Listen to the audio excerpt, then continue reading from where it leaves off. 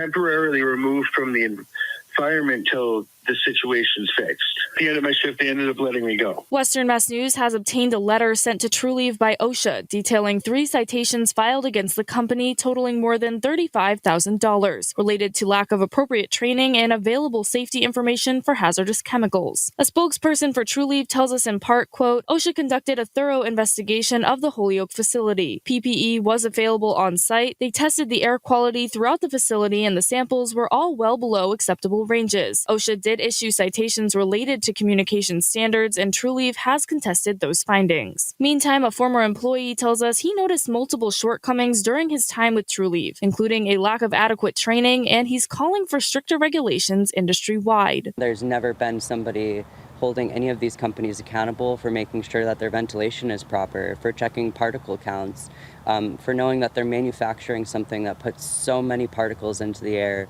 that even somebody without asthma can have trouble breathing. We reached out to the state's Cannabis Control Commission to find out more about regulations surrounding dust. A spokesperson says in part, quote, the commission takes the safety and welfare of registered agents, patients, and consumers seriously and has been and will continue to coordinate with public health officials to understand any contributing circumstances. The commission is investigating the TruLeave incident, which remains open and ongoing as of October 4th, 2022. They add that licensees such as TruLeave are responsible for ensuring buildings and fixtures are maintained in sanitary condition and for reporting any incidents to OSHA. Former employees also say the company did not encourage people to use their voice. The number one reason that all of the employees have the same feeling about TruLeave is that there's no psychological safety there, which leads to them not wanting to speak up. I spoke up about compliance issues that I found within the TruLeave facility, and my speaking up led to my boss yelling at me,